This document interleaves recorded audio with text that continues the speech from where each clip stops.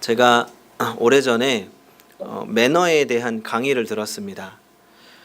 식사 시의 매너 혹은 윗사람과 함께 길을 걸어갈 때 등에 대한 그런 일반적인 매너였습니다. 몇 가지 기본적인 매너들은 보편적으로 잘 알려져 있습니다. 예를 들어서 우리가 어떤 공공장소에서 문을 열고 지나갈 때 뒤에 다른 사람이 오는지 한번 확인하고 혹시 사람이 오면 내가 닫은 문에 부딪히지 않도록 잠시 잡고 있는 그런 것들을 가지고 얘기합니다. 그러면 이런 매너 중에 자동차를 탈 때 상석은 어디일까요? 어디가 상석일까요? 오른쪽 뒷자리. 오른쪽 뒷자리입니다. 보통 우리가 사장님 자리라고도 그렇게 이야기를 하죠. 예전에 제가 이제 여자친구들하고 이런저런 이야기를 했는데 남자들의 매너에 대한 이야기를 하더라고요. 소개팅을 했는데 솔직히 외모는 좀 별로였다. 그런데 그 남자 매너 참 좋더라. 외모는 별로였지만 매너가 좋아서 호감이 갔다. 그런 이야기였습니다. 그만큼 매너는 참 중요한 겁니다. 아주 작은 매너로 호감을 얻을 수도 있고 호감을 잃어버릴 수도 있습니다. 식사 중 매너도 굉장히 중요합니다. 둘이서 식사를 할 경우에는 자리에 앉는 것이 그렇게 중요하진 않습니다. 하지만 이 여럿이서 식사를 할 때에는 자리에 앉을 때에도 기본적인 매너가 있습니다. 같은 친구들끼리 앉을 때는 특별히 문제가 없지만 파티나 잔치의 경우에는 초청한 손님들과 함께 높은 사람들이나 중요한 사람이 앉는 상석이 있습니다. 제가 말씀드리는 거는 지금 사회적으로 통용되는 일반적인 매너를 말씀드리는 겁니다. 군대에서도 의전이라는 게 있습니다. 원래 의전이라는 건 다른 나라에서 사신이라든지 높은 사람이 왔을 때 상대방에 대한 존경과 예의를 담아서 불쾌하지 않게 하는 그런 예절이었습니다.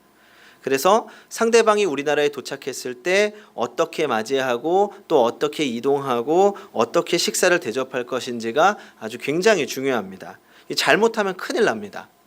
원래는 이 의전이라는 게 다른 나라 사람들을 접대하는 것이었는데 이제는 국가 내에서도 어떤 행사라든지 잔치라든지 이런 일이 있으면 높으신들이 오게 되면 경우에 따라서 의전을 해야 하는 겁니다.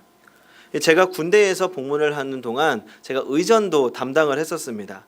실수를 하면 정말 큰일 납니다.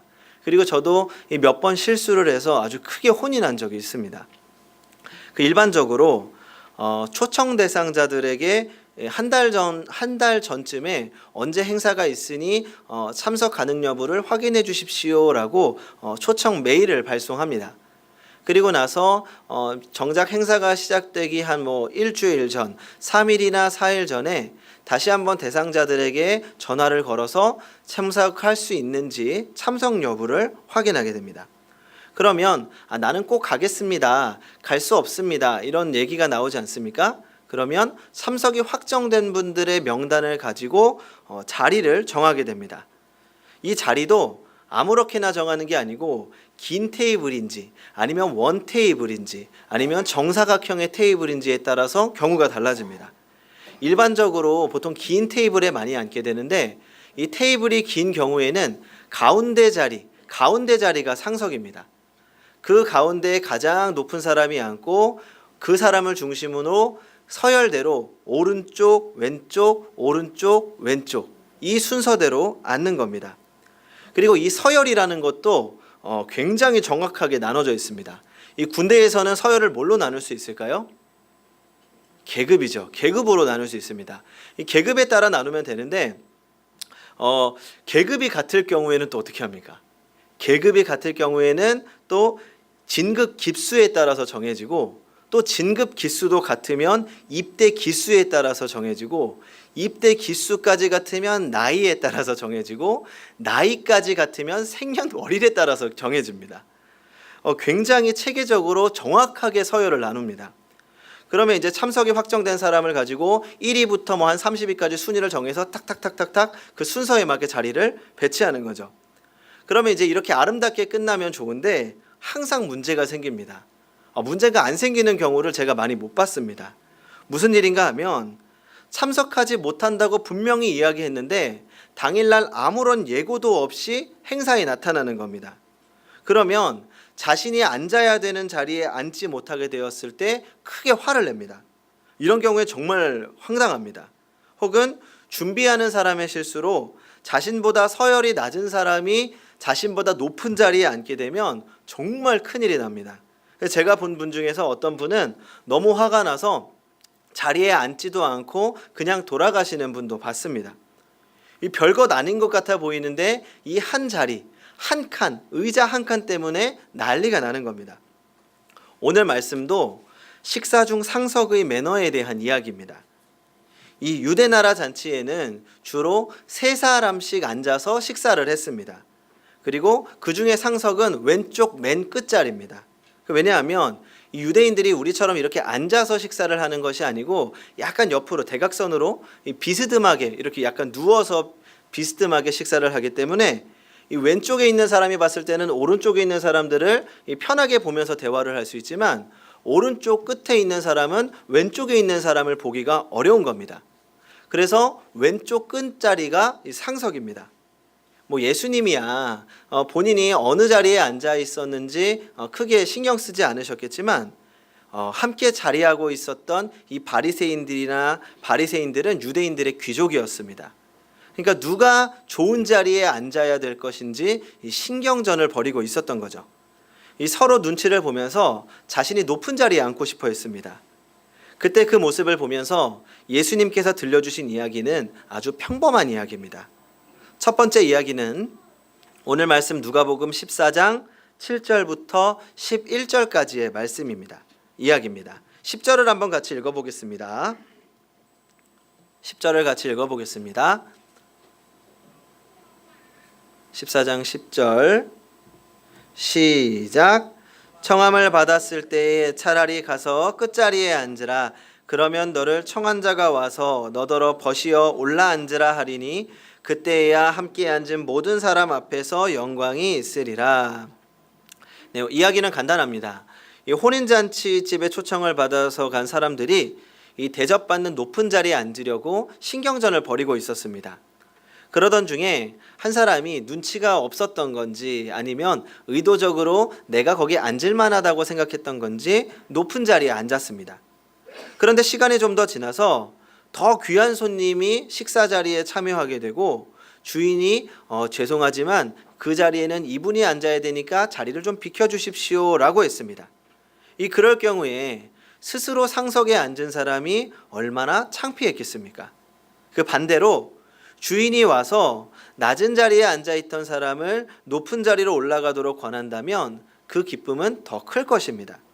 그렇기 때문에 지혜로운 사람은 자기 스스로 낮은 자리에 앉는다는 말입니다. 예수님은 그 자리에 모여있는 사람들을 보면서 또 한 가지를 생각하셨습니다. 그 집에 초청되어 온 사람들이 어떤 종류의 사람들이어 있는지가 눈에 띄었습니다. 아마도 당시에 귀족들이라든지 바리새인들이라든지 잘 나가는 사람들이 좀 많이 있었던 것 같습니다. 그래서 이 주제를 또 다른 이야기로 삼으셨습니다. 두 번째 이야기는 12절부터 14절까지입니다. 13절을 한번 같이 읽어보겠습니다. 시작. 잔치를 베풀거든 차라리 가난한 자들과 몸 불편한 자들과 저는 자들과 맹인들을 청하라. 만약 잔치를 베풀게 된다면 잘난 사람들 혹은 이웃이나 가까운 친척들을 초대하지 말고 차라리 가난한 사람들, 신체 장애자들 그리고 맹인들을 초대하라고 말씀하고 있습니다. 그러니까 다시 말하면 대접을 받고도 다시 베풀 수 없는 사람들을 초청하라는 것입니다. 이 두 가지 이야기는 각각 다른 이야기이기도 하지만 동시에 맥을 같이 하는 이야기입니다. 두 이야기를 나눠서 한번 생각해 보겠습니다. 사실 우리들의 경우를 보면 잔치집에서 높은 자리를 따지게 됩니다. 평범한 모임에서는 안 그런데 앞에서 말씀드렸던 것처럼 저만 해도 이 선배 목사님들과 같이를 가게 되면 같이 식사를 하러 가게 되면 자리가 참 애매해집니다. 그래서 제가 선택한 방법은 먼저 들어가지 않는 겁니다. 혹시나 제가 밀려서 먼저 들어갔다면 저 잠시 화장실 좀 다녀오겠습니다 하고 화장실에 갔다 와서 남는 자리에 앉게 되는 게 앉으려고 합니다. 사실 처음에 이야기했던 것처럼 이 공식적인 자리에서는 어느 정도 자리를 따질 수밖에 없습니다. 조금 더 편한 자리, 연장자분들한테 주는 게 맞다고 저도 생각을 합니다. 그런데 어느 정도 사실은 당연한 세상의 질서이기도 하고 필요한 것처럼 보이는데 예수님께서 너무 과민하신 것 아닌가? 굳이 이걸 그렇게 드러내서 이야기하실 필요 있을까? 그렇게 생각할 수도 있습니다. 두 번째 이야기도 그렇습니다. 이 사람이 살다 보면 이 사람도 초청하고 저 사람도 초청해서 함께 즐기는 것이지, 그러다 보면 높은 사람도 올 수도 있고 가까운 사람도 올 수도 있고 먼 사람도 올 수도 있는데 굳이 꼭 가난하고 의지할 데 없는 사람들만 초청할 수 있겠습니까? 또 만약에 그렇게 된다면 우리 사회는 너무 재미없어질 것 같습니다. 그리고 너무나도 삭막하고 메마른 사회가 될 수도 있습니다. 그렇다면 예수님께서 오늘 이 두 가지 이야기를 왜 하신 걸까요? 예수님께서 뭔가 다른 의도가 있으시다는 겁니다. 예수님이 어떤 의도를 가지고 계셨을까요? 오늘 말씀은 일반적으로 이렇게 이야기할 수 있을 것 같습니다. 이해할 수 있을 것 같습니다. 높아지려면 낮아져라. 인간관계를 다룬 책 중에 이길 때까지 져야 된다라는 말이 있습니다. 그러니까 결국 우리의 목적은 승리에 있다. 우리의 목적은 승리다. 그러니까 다른 사람들이 나를 알아줄 때고 내가 이길 때까지 끝까지 낮아지면 최후 승리는 마침내 내 것이다. 그렇다면 이것이 예수님께서 말씀하신 의도일까요? 높아지기 위해서 잠시 낮아져라. 너희 높아지고 싶으면 일단 잠깐 낮아져야 돼. 예수님께서 하신 말씀을 이렇게 이해한다면 잘못 이해한 것입니다. 우리는 예수님의 의도를 살펴야 됩니다. 제 대학교 친구 중에 외모도 예쁘고 집안도 좋고 어렸을 적에 외국에 살다 와서 영어도 네이티브 스피커처럼 굉장히 잘하는 친구가 있었습니다. 지금은 결혼을 한 여자친구입니다. 이 친구에게는 특별히 빠지는 게 없습니다. 외모도 정말 객관적으로 남자분들이라면 참 예쁜 친구다 라고 생각할 만큼 외모도 훌륭하고 모든 조건이 다 잘났습니다. 그런데 결혼 전까지 남자친구가 없었습니다. 그래서 저에게 상담을 요청했습니다. 그러니까 당시 가장 큰 고민이 남자들이 자기를 안 좋아한다는 겁니다. 옆에서 보면 배부른 소리죠. 근데 그 친구는 정말 심각해서 정말 저에게 심각하게 물어봤습니다. 여러 번 물어볼 때마다 제가 아니야 괜찮아 너 충분히 예뻐 잘할 거야 그렇게 얘기했는데 너무 물어봐서 어떻게 해야 될까 고민했습니다. 그런데 그 친구를 보고 있으면 남자들이 왜 접근하지 않는지 알 수 있습니다. 그 친구가 모든 걸 다 갖췄는데 딱 한 가지, 다른 사람을 배려하는 행동이 많이 부족합니다. 자기중심적인 행동이 너무 늘어납니다. 물론 사람 중에 이기적이지 않은 사람이 어디 있겠습니까? 다만 우리가 컨트롤하고 숨기고 겉으로라도 배려하는 척이라도 합니다. 그런데 이 친구는 자신의 감정을 전혀 숨기지 않고 그대로 표현하는 타입입니다. 예를 들어서 들고 가는 게 있으면 그냥 옆에 있는 사람한테 그냥 떠넘깁니다. 그냥 줍니다. 그 사람이 친한 친구이든지 아니든지 상관이 없습니다. 그냥 줍니다. 나 힘들다고. 그리고 자기가 먹다가 하다가 쓰레기 있으면 이거 좀 버려줘. 자기가 치우질 않습니다. 이런 건 기본이고 그런 걸 가지고. 그런데 친한 사이에 한두 번쯤이면 괜찮지만 자꾸 부탁 들어주고 자꾸 이기적인 모습을 보게 되면 옆에서 짜증이 나는 겁니다.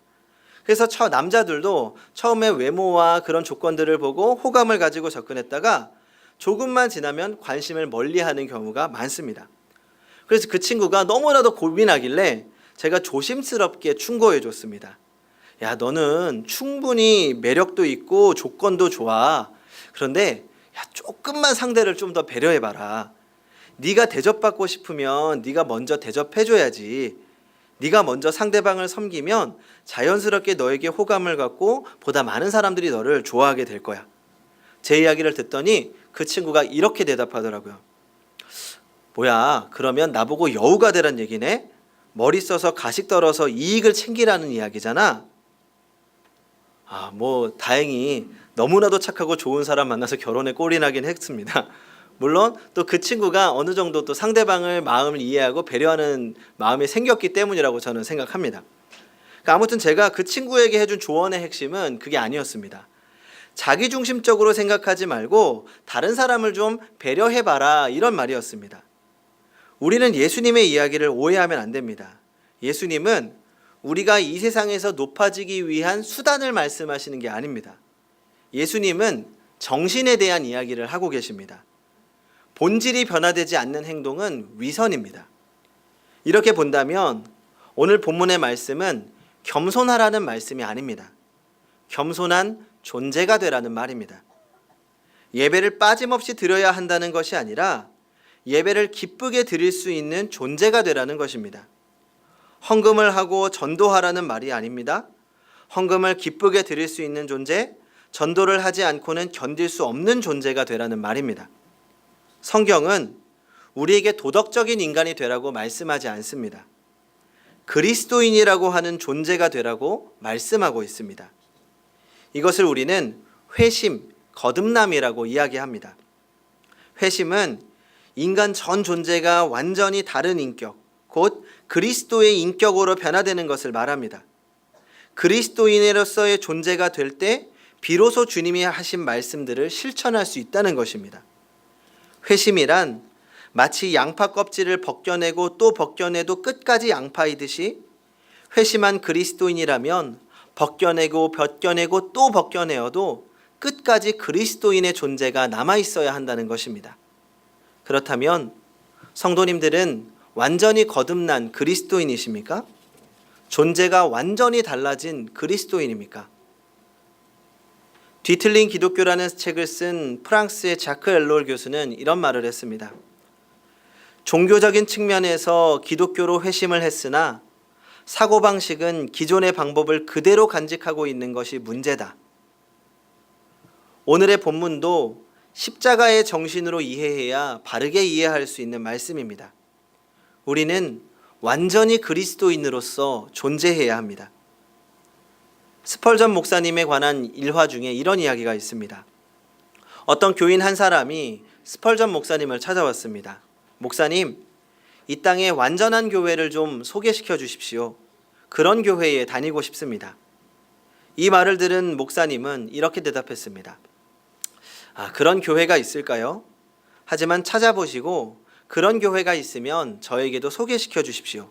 저도 그런 교회 다니고 싶습니다. 하지만 한 가지 부탁이 있습니다. 당신은 그런 교회를 찾는다 해도 그 교회로 절대 가서는 안 됩니다. 왜냐하면 당신이 가서 그런 순수한 교회를 다 어지럽히게 만들 테니까요. 완전한 교회를 찾는 것이 중요한 것이 아니라 우리 자신이 먼저 바른 그리스도인으로서의 존재가 되는 것이 중요하다는 말입니다. 그런 존재가 되면 우리가 속한 교회가 변화된다는 이야기입니다.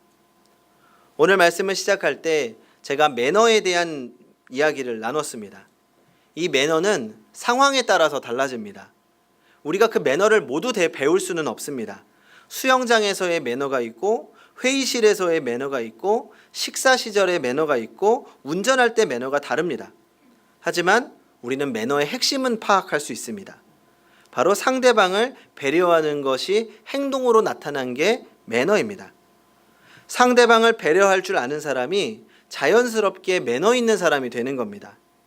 아무리 매너를 배워도 그 안에 배려하는 마음이 부족하다면 알고 있는 매너도 실천할 수 없습니다. 마찬가지입니다. 많은 그리스도인들이 실패하는 이유가 여기 있습니다. 그들은 무엇이 되려고 노력합니다. 목사가 되고 장로가 되고 집사가 되고 권사가 되려고 합니다. 하지만 그 후에는 무엇을 하려고 하지 않습니다. 우리 교회의 이야기가 아니라 일반적인 이야기입니다. 어찌되었든 사실 중요한 것은 목사가 되고 장로가 되고 권사, 집사가 되는 것이 아니라 어떤 목사, 어떤 장로, 어떤 집사가 되어갈 것인지가 중요한 것 아닙니까? 그리고 그것은 단지 행동을 배워서 되는 것이 아닙니다. 그동안 제가 목회를 하면서 한 가장 큰 착각이 있습니다. 성도들이 그리스도인으로서 힘있게 살아가지 못하는 이유는 가야 할 길을 모르기 때문이라고 생각했습니다. 무엇이 옳은 것인지, 그리고 그리스도인으로 어떻게 살아야 하는지 바로 듣지 못했기 때문이라고 생각했습니다. 그래서 그동안 목사로서 내가 무엇을 가르쳐야 하는지에 집중했습니다. 하지만 그건 잘못된 생각이었습니다. 물론 목회적 방향과 성도의 삶에 대해 영적 리더로서의 책임을 다하고 제시하는 것도 중요합니다. 하지만 목회자가 해야 할 정말 중요한 일은 성도와 하나님 사이를 친밀하게 이어줄 수 있도록 노력하는 것이 가장 첫 번째라는 겁니다. 그래서 제가 이번 피택자 교육을 시작하면서 제가 교육받는 분들에게 한 가지 말씀을 드렸습니다. 이제 오리엔테이션을 하면서 이 교육 기간 동안 어떤 기대를 가지고 있는지 여쭈어 보았습니다. 각자 여러 가지 기대를 갖고 교육에 참석했습니다. 모두 듣고 나서 제가 교육받는 분들에게 말씀드렸습니다. 이 교육이 단지 권사로서 집사로서의 역할을 배우고 책임감을 세워가는 과정이라고 생각하지 않기를 바랍니다. 이 기간 동안 하나님과 가장 친밀한 관계를 가지시기 바랍니다. 인생에 있어서 하나님과 가장 가까운 시간을 보내시기 바랍니다. 왜냐하면 그리스도인은 하나님과의 가까운 관계에서만 그 참된 정체성이 회복될 수 있기 때문입니다. 그래서 지금 내가 지금 완전히 변화된 그리스도인인가? 라는 질문에 자신 있게 대답할 수 없다면 하나님과 우리의 관계를 더 깊이 세우고 하나님 안에서 우리의 전 인격적인 존재의 변화를 위해 기도하고 성령으로 충만해야 하는 것입니다. 우리가 정말 참된 그리스도인이라면 어느 자리에 있든지 무엇을 하든지 자연스럽게 그리스도의 덕이 나오는 것입니다. 교사다운 교사, 집사다운 집사, 목사다운 목사가 아니라 그리스도인으로서 그 역할을 감당할 수 있는 것입니다. 그리스도인의 바른 존재가 되고 그것을 출발점으로 새로운 존재로 발전해 나갈 때 하나님은 그들로 인해 기뻐하시고 그들을 높여주실 것입니다. 왜냐하면 그들을 높여주셔야 주님 자신이 높임을 받으시고 영광 받으시기 때문입니다. 이런 분들이 하나님의 영광에 참여하여 하나님의 칭찬과 영광을 받게 될 것입니다. 최후의 승리는 이런 사람들의 것입니다. 그들이 주님처럼 살았기 때문입니다. 성도 여러분, 무엇을 했다고 자만하지 마시기 바랍니다. 무엇을 하지 못했다고 자책하지 마시기 바랍니다. 나의 속사람은 과연 어떤 사람인가 깊이 생각해 보십시오. 그리스도인이 되어야 그리스도인의 삶을 살아갈 수 있습니다. 그래서 우리는 항상 기도해야 합니다. 항상 기도하고 또 말씀 안에서 우리를 깎아내고 오직 성령 충만함으로 살아가야 합니다. 제가 가장 사랑하는 말씀, 저의 인생의 목표가 되는 말씀이 있습니다. 갈라디아서 2장 20절입니다. 내가 그리스도와 함께 십자가에 못 박혔나니 그런즉 이제는 내가 사는 것이 아니요 오직 내 안에 그리스도께서 사시는 것이라. 이제 내가 육체 가운데 사는 것은 나를 사랑하사 나를 위하여 자기 자신을 버리신 하나님의 아들을 믿는 믿음 안에서 사는 것이라. 아멘. 이제 내가 사는 것이 아니요 오직 내 안에 그리스도께서 사시는 것이라. 기도하겠습니다.